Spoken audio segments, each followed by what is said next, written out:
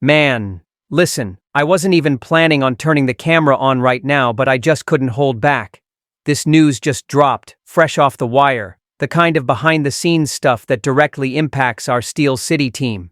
You know that feeling when your heart starts racing because it feels like a bombshell is about to hit? Yeah, that's exactly what I'm talking about. The black and gold never rest. There's always a new twist, a new name popping up, and it puts us on edge. To be honest with you, this could be one of those stories that changes the entire season's trajectory. But will the front office have the guts to pull the trigger? Before we dive into these bombshells about the black and gold, let me ask a favor from one fan to another. This channel is the real deal fan base. It's the Steel Curtain community. Subscribe, comment, and share it with that friend who bleeds black and gold. Your subscription keeps the Steel Nation tradition alive, my friend. So, check it out. The bomb has dropped. The Bucks are releasing wide receiver Trey Palmer, and his name is already swirling around the halls of our Steel City team. And you know what's funny? Back in May, there were already whispers that the Steelers were sniffing around this kid. Nothing came of it. It just hung in the air. Now, man, the opportunity has knocked again. And when fate opens that door, you have to pay attention. Palmer is young, full of energy, but he got swallowed up in Tampa Bay by a loaded wide receiver room. He became the last in line, and in the NFL, if you're on the fringe, you pay the price. The question is, does he have something that we haven't yet seen from the guys already on the roster? Right now, our wide receiver group is a weird mix. The Pickens trade left a massive hole. Robert Woods honestly doesn't get anyone excited. He looks like a veteran on his last leg. Scotty Miller and Calvin Austin III are gambles, promises that still haven't shown the consistency the nation needs. Roman Wilson is just getting started, a rookie. He's got talent, but he still needs to prove himself. DK Metcalf is the alpha, that's undisputed, but what about his partner? We're missing that reliable number 2 guy, you know? Could Palmer be that name? Look, I'll be straight with you. I don't know. He's not a superstar, but he has that worth the gamble vibe. The fan base is divided. In the online forums, some people are already saying, bring the kid in, let him compete. Others are standing their ground and saying, it doesn't make sense to waste a roster spot on him. It changes nothing. I'm somewhere in the middle. Hold on. Let me think. What gets me is that the Steelers have to cut down to 53 players by Tuesday. That's an NFL rule, no way around it. So, maybe the decision on Palmer will come during that very roster shuffle. Just imagine. A spot opens up and the front office decides to try this kid out as a reinforcement. And another thing, the season starts against the Jets. Do you really think the front office wants to show up short-handed, without an extra option on offense? That's where the danger lies. The fear is wasting a spot and not getting a return. But if it works out, my friend, he could turn into a huge find. So now I ask you, is it worth the risk to bet on Palmer?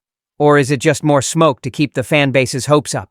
Oh man, this one stings a little. The Steelers have pulled the trigger and released DeMarvin Leal. Yeah, that's right, the 3rd-round pick from 2022.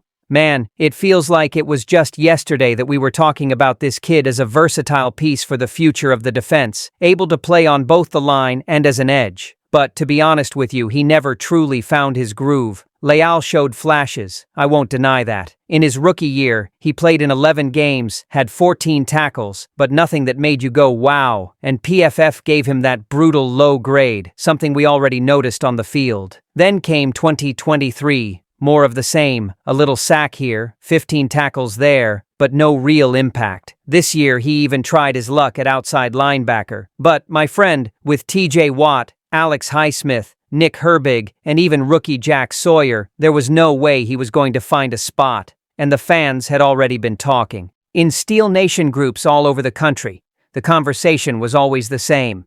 Where's the Leal they promised us?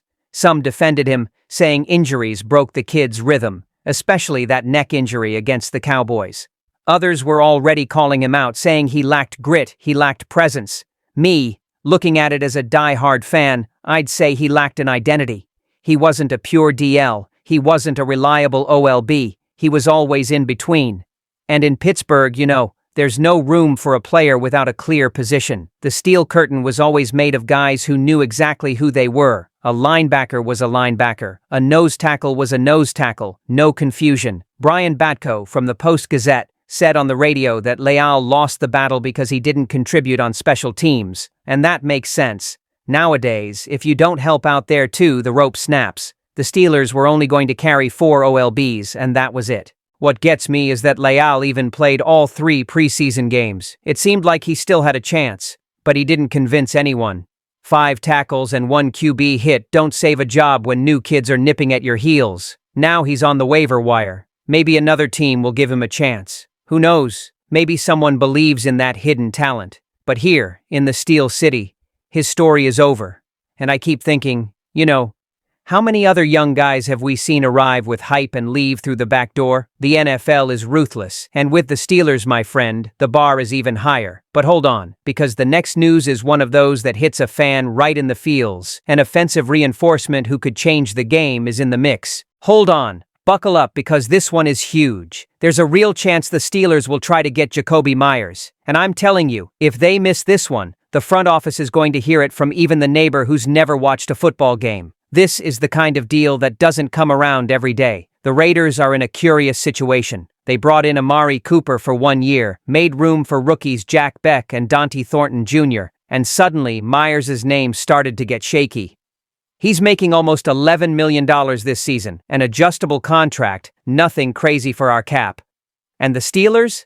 My friend, we have money to spare, so there's no excuse. Since May, we've been hearing Omar Khan say he likes the current WR group. Talk is cheap. If he liked them so much, he wouldn't have knocked on Gabe Davis's door twice. The truth is, the front office knows they need more firepower on offense because DK Metcalf can't carry the entire load on his own. The fans feel it in their bones, when a part is missing in the machine. And Meyers isn't a $30 million superstar, but he's that reliable guy. Clean routes, sure hands, consistency, exactly what's missing when the offense stalls out. The fans are already commenting big time. If Khan doesn't make that phone call, it'll be a historic mistake. At the corner bar, in the online forums, even at the Sunday barbecue, that's all anyone is talking about. I stop and think, will the Steelers have the guts to give up a mid-round draft pick to get this guy? To me, it would make perfect sense. You could even throw in an extra player in the trade like Beanie Bishop or even Leal himself, who was just let go. It's that famous sweetener that makes the deal easier. And you know what the best part is? It's a perfect fit. We've already dreamed about McLaurin, we've talked about Davis, but none of them fit what the offense needs as well as Meyers. It's almost like destiny is pushing this chance toward the black and gold. To be honest with you, I'm in that mix of anxiety and distrust. Because we've seen this front office cook up negotiations until they miss the boat. But now, there's no time to drag their feet. They have to pick up the phone and get it done. And just wait, because if this one got your heart racing, the next news has a familiar name, a certain Gabe Davis who could fall right into the Steelers' lap. Man, check out who's back on the radar, Gabe Davis. Remember him? That insane game against the Chiefs in 2022, 4 touchdowns. He looked like he was going to be a superstar. Well, after his time with the Bills and the Jaguars, the guy is a free agent. And the Steelers, with this wide receiver group that looks more like a patchwork quilt, should at least consider it. I'll tell you, it's not like Davis is a magic solution. Far from it. He signed a huge 3-year contract with the Jaguars, almost $40 million, and he didn't deliver half of what was expected. He lasted a little over a year there and ended up getting cut. But, wait, the guy is only 26 years old. You can't say he's done. The point is, right now, our WR depth chart is concerning. DK Metcalf is the alpha. Nobody argues with that. But what about behind him?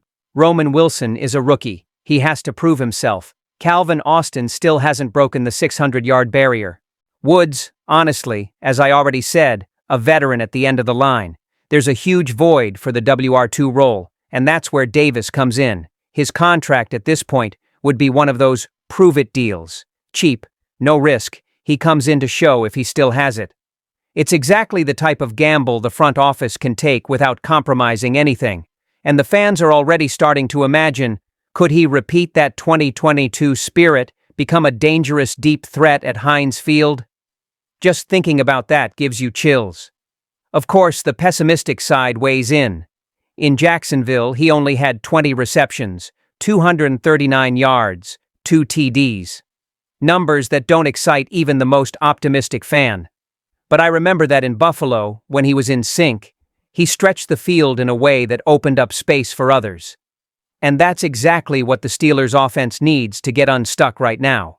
The question is whether Omar Khan will pull the trigger or if he'll just wait, hoping another team bites first. And we know how that usually ends.